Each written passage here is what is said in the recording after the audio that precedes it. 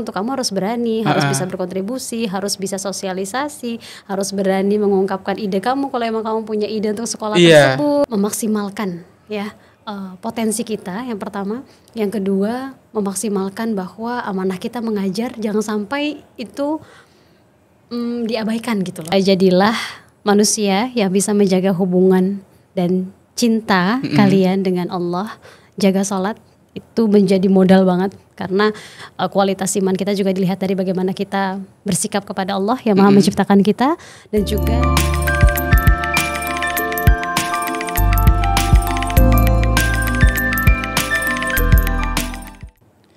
Assalamualaikum warahmatullahi wabarakatuh. Kembali lagi di podcast Sikap, Sarana Informasi Kampus UIN Sultan Maulana Hasanuddin Banten.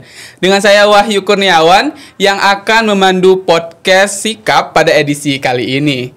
Oke Sobat Sikap sekalian, kali ini kita sudah kedatangan tamu spesial nih, di mana edisi kali ini kita membahas salah satu prodi yang ada di UIN Sultan Maulana Hasanuddin Banten. Mungkin tidak perlu lama-lama ya, supaya Sobat Sikap juga tahu nih siapa sih narasumber kita pada edisi kali ini. Mungkin silahkan diperkenalkan terlebih dahulu Bu kepada Sobat Sikap sekalian. Oke, bismillahirrahmanirrahim. Assalamualaikum warahmatullahi wabarakatuh. Teman-teman semua, sahabat Sultan Hasanuddin Muda ya? Iya, benar. Kang Wahyu sehat? Alhamdulillah Bu. Alhamdulillah. Izin memperkenalkan diri teman-teman, saya Ina Salma Febriani. Saya adalah kepala atau ketua program studi pendidikan agama Islam di Fakultas Tarbiyah dan Keguruan saat ini. Kang Wahyu ya. Selamat datang lah Bu ya di podcast Sikap. Iya. Ini kali kedua pertama. Oh, kali kedua. Udah edisi kedua udah biasa aja lah berarti, bener ya. Nah, saya pengen tahu nih Bu, kan saya baru dapat informasi bahwasanya program studi PAI ini baru dapat akreditasi unggul, bener nggak Bu? Alhamdulillah, betul.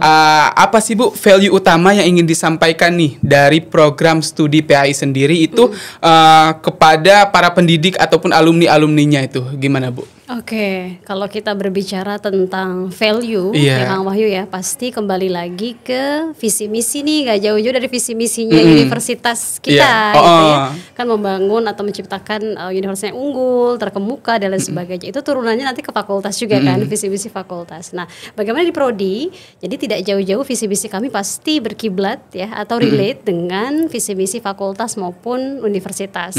Maka diharapkan kalau kita berbicara soal value-nya mahasiswa PAI atau nanti alumni atau calon pendidik nantinya, diharapkan mereka punya karakter pendidik yang kuat. Iya. Dengan basis akhlak sih. Kita maunya ke arah sana. Karena hari gini gitu loh, bener. Banyak orang tiba-tiba bisa jadi pengajar nggak sih di YouTube, di media sosial. Lalu apa yang membedakan dengan calon pendidik? Pendidik sama pengajar tentu beda ya. Kalau pengajar semua orang bisa dapat pelajaran dari mana saja. Semua tempat adalah tempat belajar gitu kan. Tapi kalau pendidik ya dia harus bisa mengasah empati, mengasah perasaan kepekaan mahasiswanya, menanamkan akhlaknya di situ sih Kang. Oh begitu ya Bu ya. Kalau boleh tahu Bu, program studi PAI sendiri itu Bu, itu setiap tahunnya menerima berapa anggota, maksudnya berapa kelas gitu? Masya Allah, banyak banget. Banyak banget ya Bu ya? Itu sekarang kita sampai 7 kelas? A, B, C, D, E, F. Kadang itu udah maksimal tuh. Kadang sampai F aja itu kita harus menyesuaikan dengan jumlah kapasitas dosen kan yang tersedia. DTPS kita atau dosen tetap program studi kita saat ini ada 22 Kang. Nah itu kalau lebih dari misalnya sampai kelas G, H, I, J gitu itu udah nggak mencukupi lagi, udah nggak sehat sebetulnya gitu. Jadi memang ya udah kita press sampai maksimal kelas F deh karena udah nggak sanggup lebih dari itu. Ternyata banyak banget peminatnya ya Bu ya. Alhamdulillah. Masih banyak. Kalau dari proses akreditasi sendiri itu Bu, itu kan pasti ada track record dari data dan dokumennya gitu kan Bu. Nah itu gimana sih Bu buat bisa mencapai unggul? Karena ini unggul yang pertama atau udah sering Bu? Akreditasi PAI itu? Di tahun COVID itu ya 2020 kami dapat predikat A. Nah saat itu kan belum ada unggul ya. Belum, masih A. A-nya juga A gemuk sampai maksimal 380 poinnya. Berarti udah bagus banget. Bagus emang banget. Udah unggul seperti itu ya. Nah sekarang pas di unggul ini ternyata memang kita udah beda isian borang ya istilahnya gitu ya. Ternyata instrumennya udah beda banget sama tahun yang 2020 lebih jelimet, lebih banyak isiannya juga. Itu gimana Bu dalam membangun motivasi tim? Biasanya ada timnya nih buat. Ada. Nah, itu gimana Bu? Pasti ada tim gitu ya. Jadi saat kemarin kita mengajukan untuk kesiapan akreditasi kan harus yang pertama tim kita dulu nih, siapa aja yang bertanggung jawab, karena kan ada 9 instrumen Kang, nggak mungkin dilahap semua oleh Kaprodi saat itu, Pak Saifuddin Zuhri atau saya selaku Sekprodi saat itu. Jadi akhirnya Bapak kita harus bikin tim. Oh bikin tim ya Bu, iya Pak, kalau nggak bikin tim kita akan bonyok deh Pak kerjaan. Prodi juga banyak banget gitu. Akhirnya kita bikin tim Kang Wahyu. Tim kita cuma kecil kok, cuma 6 orang. Ada Pak Haji Hasbullah selaku GKM saat itu, ada Pak Asep, Syahrul Mubarak, dosen kami juga, ada Pak Reva, dan juga ada Bu Imro'atun. Udah kita betul-betul berenam ngurusin 9 instrumen itu, mencari dokumen, mencari dari A sampai Z gitu ya. Bagaimana rekognisi dosennya, sertifikat pendidiknya, kemudian metode pembelajaran PAI itu seperti apa sih, pokoknya semuanya harus diisi. Alhamdulillahnya terbayarkan ya Bu ya. Kalau rewind gitu sampai bergadang, sampai kemarin nggak bisa tidur, sampai sakit tuh harus bergantian saking pada capeknya. Itu berapa bulan Bu persiapannya? Persiapan sih kita bisa dibilang cukup ya, karena karena kan sudah dikabarin sama satu kan dekan kita Pak Warek satu sekarang ya, Pak Dr. Nana gitu ya, Pak Nana bilang bersiap-siap ya, nanti tanggal sekian kita akan submit nih PAI. Maka kita harus startnya dari 8 atau 7 atau setahun mungkin, setahun sebelumnya harus sudah ngumpulin dokumen-dokumennya. Karena kan sebetulnya tinggal submit, tinggal di-upload gitu ya. Yang penting dokumennya ada dulu gitu. Jadi kita proses pengumpulan dokumen sih yang lebih. Ibu saya pengen mendengar gitu Bu. Kan tadi Ibu menggarisbawahi tentang kita tuh pendidik gitu ya maksudnya kan. Nah, itu ada nggak sih Bu inovasi kurikulum yang diberikan gitu dari program studi PAI itu sendiri Bu terhadap mata kuliah khusus atau untuk mengintegrasikan gitu program studi itu sendiri itu Bu? Itu ada nggak Bu? Iya. Jadi di tahun 2021 kita masih pakai kurikulum yang sebelumnya ya, Kurmer ya, kurikulum Merdeka dan sebagainya. Nah, sekarang kita sedang menuju kurikulum OBE namanya. Kurikulum OBE. Itu apa Bu? Itu based education gitu. Jadi kita menuju OBE. Jadi di dua kurikulum ini sebetulnya nggak jauh beda sih. Tapi yang membedakan adalah OBE ini harus sesuai dengan tadi ya visi misi. Visi misinya apa? Lalu itu berpengaruh terhadap pembelajaran dosennya, penilaiannya, tata cara dosen mengajarnya, sampai kepada rencana pembelajaran semester, Kang Wahyu. Sampai RPS dosen harus digodok juga, karena nggak bisa nih misalnya ada Kang Wahyu dosen PAI. Ngajar misalnya evaluasi pembelajaran gitu ya. Lalu di referensi buku yang Kang Wahyu gunakan tuh ya udah masukin aja deh karya siapa kek. Ya, ada karya Kang Wahyu sebagai dosen itu. Nah, itu dipertanyakan, nggak bisa, harus integrasi. Kang Wahyu punya karya nggak di bidang evaluasi? Karena itu yang menentukan kelayakan bisa mengajar MK tersebut. Gitu. Karena dilihat hasil riset dosennya. Berarti nggak bisa ngasal gitu ya Bu ya? Ibu misalnya ngajar ini aja gitu. Betul, misalnya saya kan bidang saya Quran tafsir. Saya ngajar statistik nih, MK-nya Bu Haji Fitri misalnya, atau MK-nya Pak Rijal Firdaus. Itu nggak bisa. Nggak bisa, karena ya karya saya kebanyakan soal Quran dan tafsir. Gitu. Nah, yang menjadi challenge buat kami adalah ya tadi ketersediaan dosen ya yang sesuai dengan kepakarannya. Itu sih masih tanggung jawab. Saya rasa bukan hanya PAI ya, tapi semua prodi dan juga fakultas kita sedang berusaha untuk bisa memaksimalkan itu agar keunggulan kita tuh ya kualitas dosen dan pembelajarannya kan, bukan sekedar gedung kita yang bagus. Bener. Kan? Itu jangan bukan peminat yang banyak gitu juga.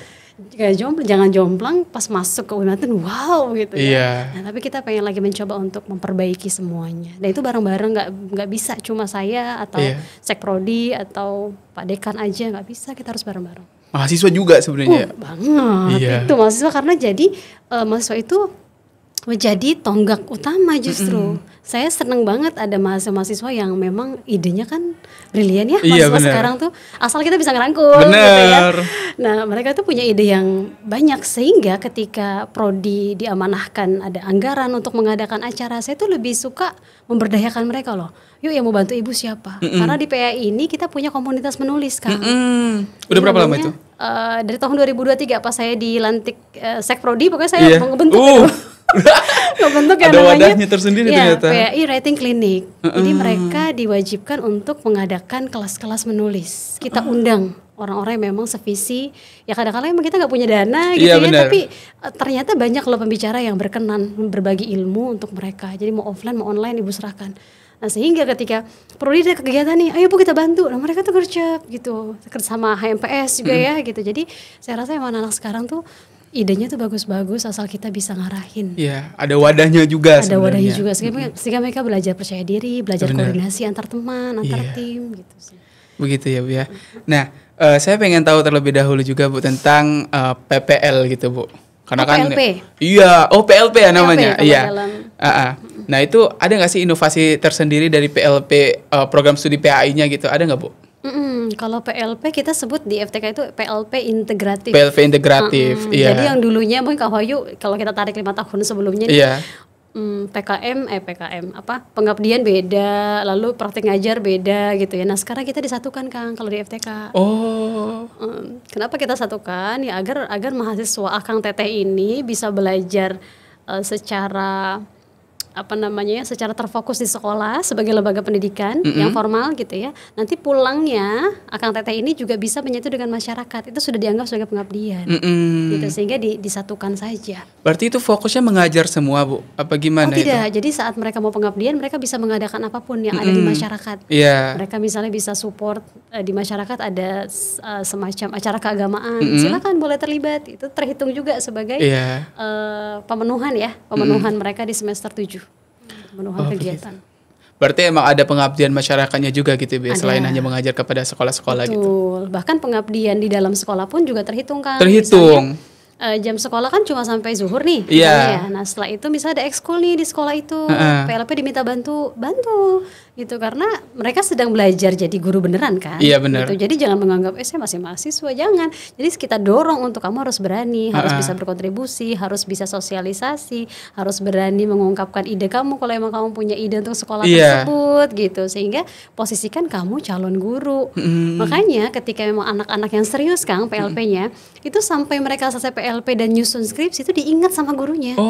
Bahkan kemarin ada yang WhatsApp saya, Ibu punten guru PAI di sekolah tempat saya PLP meninggal dan saya ditawarkan menjadi guru honorer. Belum lulus Kak Wahyu. Berarti ada gitu ya yang ditawarkan seperti itu. Ada. Jadi saya rasa Masya Allah berarti dia meninggalkan kesan yang baik anak ini kan. Terus saya jawab sampaikan saja pada sekolah bahwa kamu masih aktif, masih ada MK gitu. Kalaupun memang sekolah butuh bantuan kamu, menjadikan kamu guru honorer, itu bagus banget buat kesempatan kamu belajar gitu. Tapi sampaikan bahwa mungkin nggak bisa seluas atau selowong guru yang memang sudah jadi guru ya, gitu. Karena kan dia masih mahasiswa. Kalau boleh tahu Bu, PLP-nya itu berapa lama Bu? Kalau Wahyu sendiri kan itu 40 hari doang itu Bu ya. Nah kalau PLP itu berapa lama Bu? PLP kurang lebih Agustus, September, Oktober, 3 bulan ya. 3 bulan ya? 3 bulan. Berarti ada kedekatan artinya. Double pengabdian itu ya gitu. Jadi benar-benar ya mereka udah bener deket banget sama sekolah sih gitu. Jadi kenal ya secara baik kepala sekolahnya, guru-gurunya gitu. Nah, kalau kan tadi katanya mahasiswa PA itu lumayan banyak, termasuk peminat yang banyak ya Bu ya kalau di Tarbiyah sendiri itu kayaknya kalau dapat 6 kelas 7 kelas gitu kayaknya paling banyak se-universitas nggak sih? Iya kayaknya ya Bu, karena Wahyu dengar kayaknya cuma 3 atau 4 doang dan biasanya juga program studi itu kelasnya. Kalau PA sendiri sampai F itu lumayan itu Bu. Nah itu kan pasti mahasiswa banyak, pasti kegiatannya pasti ada dong Bu, bener nggak? Nah itu ada nggak sih Bu HMPS-nya sendiri gitu ya Bu? Itu seperti ngadain seperti kegiatan mahasiswa kayak workshop atau pelatihan kayak gitu Bu, ada nggak Bu? HMPS kegiatannya tuh banyak ya. Sampai kadang saya, kamu aktif sekali gitu ya, hampir tiap bulan ngundang gitu. Ternyata tiap divisi mereka punya acara. Nah itu kan juga disupport sama anggaran dari universitas, fakultas ya gitu. Dan tentu dengan anggaran yang ada, mereka bisa maksimalkan kegiatan apapun yang mereka butuhkan. Terakhir tuh mereka mengadakan misalnya ada academic writing gitu ya. Terus ada juga lomba-lomba yang memang sifatnya fisik olahraga gitu ya. Terus nanti mereka ngadainnya yang seni gitu. Jadi emang bervariasi ternyata. Dan mereka emang saya amati bisa jalan sendiri gitu ya. Bahkan kemarin mereka sudah mengadakan Islamic Leadership Camp gitu. Jadi kegiatan itu saya bilang tapi nggak boleh nginep ya, karena sudah ada aturan nih dari rektorat nggak boleh menginap di luar gitu, khawatir terjadi hal yang tidak diinginkan. Oh enggak Bu, jadi kita mulai Jumat pagi materi dulu nih dari Wadik 3, dari Kaprodi, Sekprodi materi, setelah itu materi dari alumni pada Jumatnya, memang bagus banget ya pengaturannya. Terus pada maghrib kita ada ini dulu Bu, pentas seni berupa drama katanya, untuk anak baru biar mereka makin kenal, saling kompak. Itu di mana? Mereka nyewa tempat, nyewa pesantren gitu. Jadi karena kan nggak bisa di kampus kan Bu, hari Jumat ya nggak bisa sih. Ya udah hati-hati aja. Sebagai orang tua saya hati-hati aja. Kalau ada apapun tolong koordinasi sama ibu, biar ibu nggak salah langkah dan bisa izin sama Wadik 3 sama dekan. Begitu ya Bu. Nah dari kegiatan-kegiatan itu Bu, jadi salah satu poin juga nggak sih Bu dalam akreditasi unggul PAI atau enggak tuh Bu? Banget. Oh berarti itu jadi pendukung juga ya Bu ya?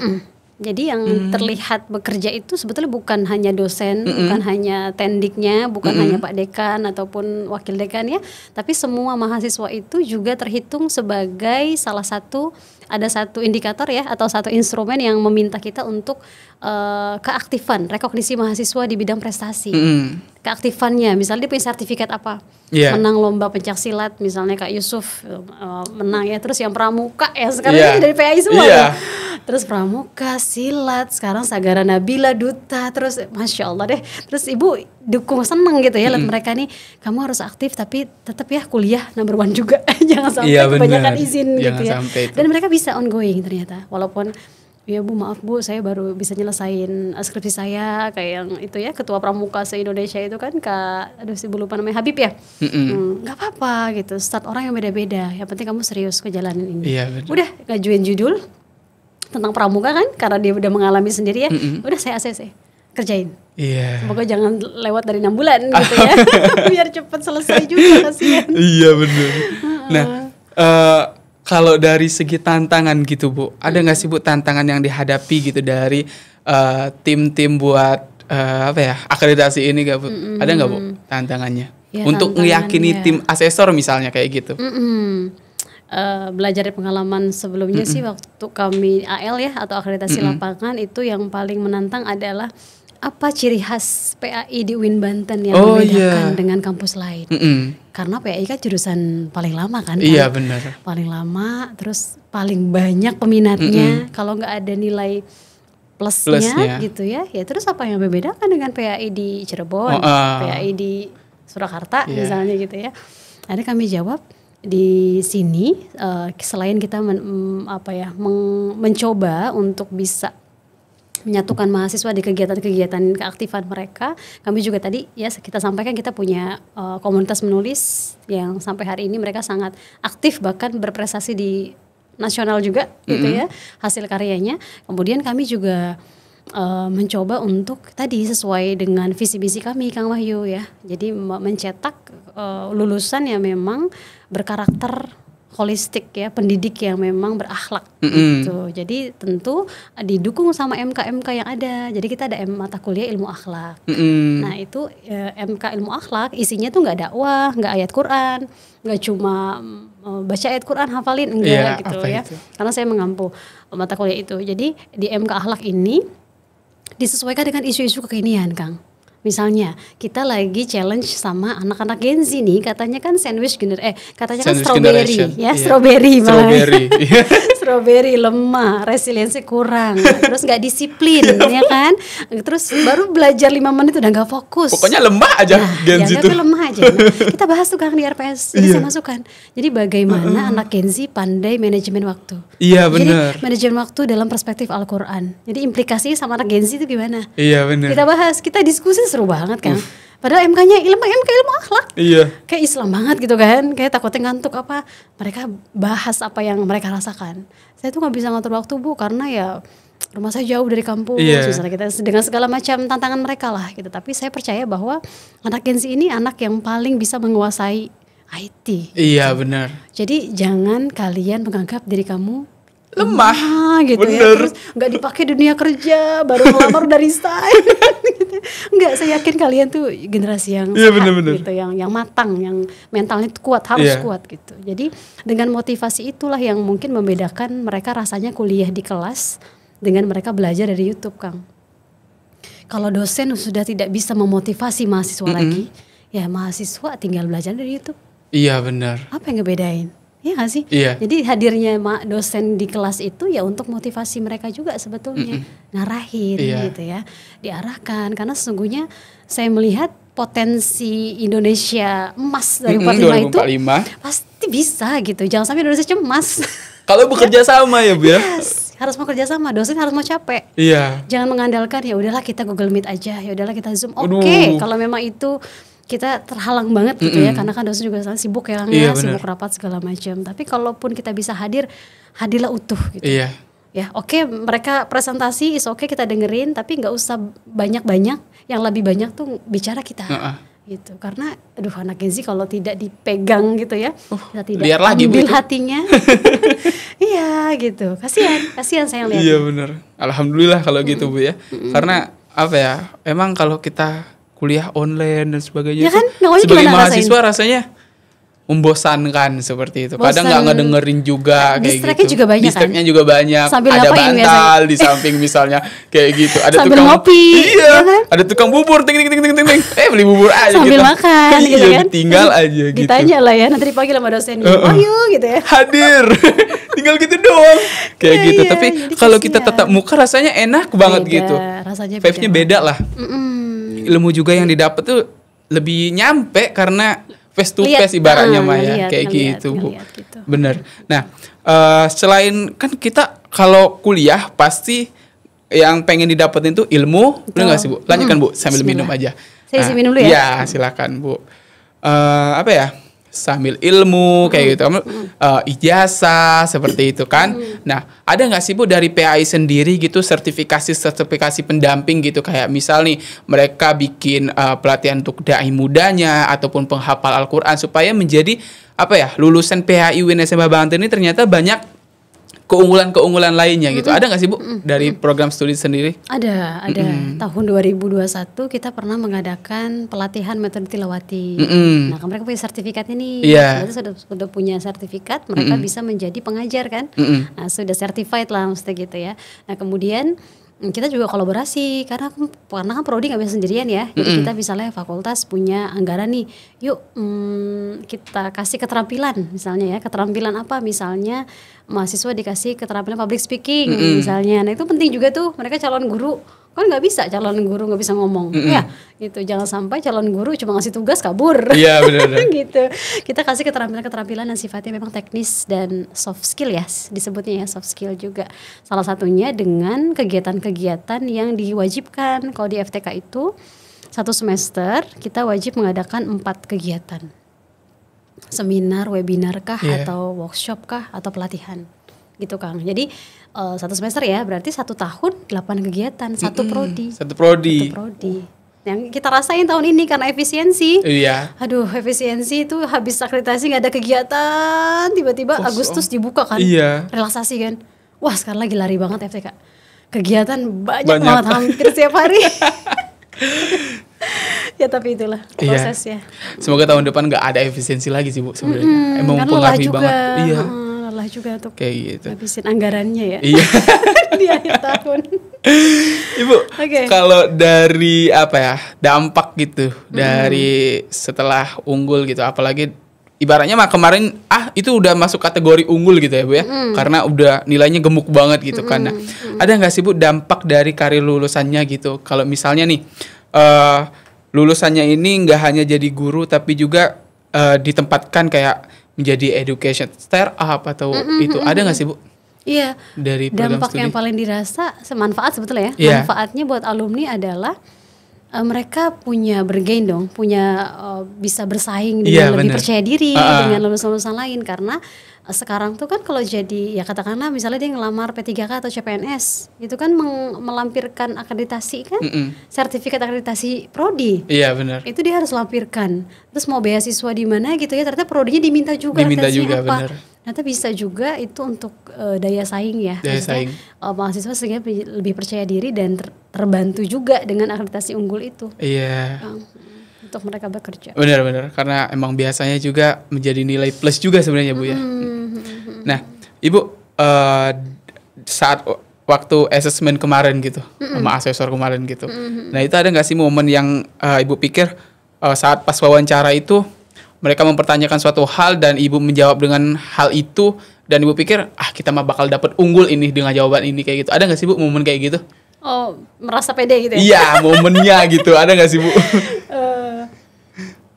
Mungkin asesor melihat bahwa sebelumnya kita sudah besar poinnya gitu ya, sehingga mereka tuh datang hanya untuk mengkonfirmasi isian instrumen kita. Nah, ini udah rapih nih misalnya. Mereka hanya ingin mengetahui bukti pembelajaran mana di RPS ini. Nah, pas banget tuh pertanyaan Kang Wahyu tadi. Jadi pas hari H kita tuh nggak kebayang bakal ditanya soal mana hasil pembelajaran yang sesuai dengan RPS. Jadi saya pernah ngajar living Al-Quran dan hadis. Jadi bagaimana mahasiswa PAI bisa menghidupkan nilai-nilai Quran, jadi nggak sekedar dihafal, gitu kan? Nah ternyata di satu RPS itu di temanya adalah bagaimana Al-Quran mengajarkan kita untuk menjaga alam, melestarikan alam. Karena saya ingat banget tuh, saya pernah mengajak mahasiswa PAI untuk menanam. Menanam di depan Fakultas Tarbiyah itu ada satu lahan. Iya, benar. Mereka tuh bawa bibit masing-masing. Nah, mereka nanam, terus mereka juga setiap hari saya anjurkan untuk bawa tumbler agar gak beli yang kemasan lagi, sayangi bumi gitu ya. Ternyata dokumen itu ditanya, udah saya siapin. Mana buktinya gitu kan? Wah, kebayang bakal ditanya itu. Enggak kebayang. Saya kira ya mungkin RPS ya udahlah tinggal dibuka aja selesai. Ternyata enggak, ini kan ada tema soal ini. Mana coba soal melestarikan lingkungan. Nah, itu. Ya jadi dimaksud karakter itu Kang Wahyu bukan hanya bagaimana kita bisa sholat 5 waktu, tapi bagaimana sholat kita itu berefek kepada sesama manusia. Gimana lulusan PAI ini atau mahasiswanya bisa menjaga nilai-nilai kebaikan antara Allah, hablum minallah, antara manusia, hablum minannas, dan juga hablum ma'al bi'ah, dengan lingkungannya. Dengan lingkungan. Gitu. Begitu ya Bu ya. Nah, akreditasi unggul ini kan sebenarnya amanah ya Bu ya, benar nggak sih Bu? Nah itu ada nggak sih Bu cara supaya kita tuh menjaga gitu amanah tersebut kayak gitu Bu? Dan apa ya kayak dengan meningkatkan infrastrukturnya atau bagaimana itu ada nggak sih Bu caranya dari program studi PAI sendiri gitu? Pasti 2 ya, ada internal dan eksternal. Tapi kami fokus di internal. Kenapa? Karena sesungguhnya kalau kita bahas sarpras, infrastruktur itu bukan urusan prodi, tapi menjadi tanggung jawab juga dari rektorat ya ke fakultas. Karena pendanaan itu kan barang-barang rusak atau tidak berfungsi itu kan larinya ke rektorat. Tapi kalau internal, saya berusaha bersama teman-teman di prodi untuk bekerja dengan hati. Gitu. Itu dulu diperbaiki deh. Kita dapat amanah MK ini, tolong hadir. Gitu. Saya selalu tekankan itu. Kalaupun nggak bisa hadir, minta maaf sama mahasiswanya. Karena itu tuh amanah. Gitu. Jangan sampai mahasiswa nungguin datang ya, dosennya nggak datang. Itu lagi kita jaga banget Kang. Bahkan kadang jadi kaprodi itu ya harus bisa masuk ke semua lini ya, ke atasan, kepada dekan kita, ada bertanggung jawab kepada rektor gitu ya, terus kita ke wakil dekan, kita ke sesama dosen, saya ke mahasiswa harus masuk, saya ke sesama teman sejawat saya di prodi harus masuk gitu, sehingga saya nggak bisa sendirian beserta sekprodi, tapi kita harus bareng-bareng untuk memaksimalkan ya potensi kita yang pertama, yang kedua memaksimalkan bahwa amanah kita mengajar jangan sampai itu diabaikan gitu loh.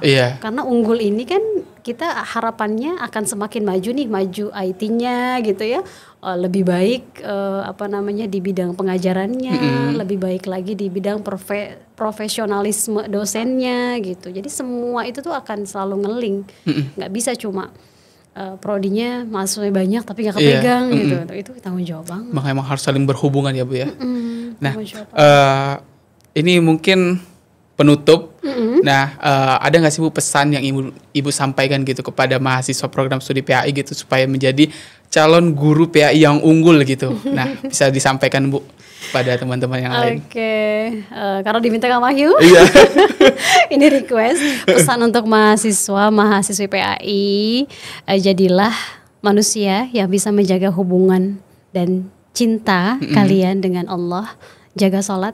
Itu menjadi modal banget karena kualitas iman kita juga dilihat dari bagaimana kita bersikap kepada Allah yang Maha menciptakan kita, dan juga jangan lupa selalu taat sama orang tua ketika memang kalian diminta untuk berbuat hal baik. Terus kemudian sayang sama dosen-dosen, ya kirimkan Al-Fatihah, doakan gitu agar kita semua bisa sama-sama saling bekerja sama. Dan juga jadilah mahasiswa yang berakhlak, karena itu value yang harus kita jaga sama-sama. Terima kasih Bu. Alhamdulillah ya Bu ya, podcast kita udah selesai. Dan alhamdulillah juga pesan terakhir tadi semoga tersampaikan juga gitu kepada para mahasiswa. Nggak khusus buat PAI doang, tapi semua mahasiswa UIN gitu. Semua ya. Mungkin Sobat Sikap sekalian, itu aja podcast Sikap kita hari ini. Saya Wahyu Kurniawan, pamit undur diri bersama tim dan kru yang bertugas. Wassalamualaikum warahmatullahi wabarakatuh. Waalaikumsalam.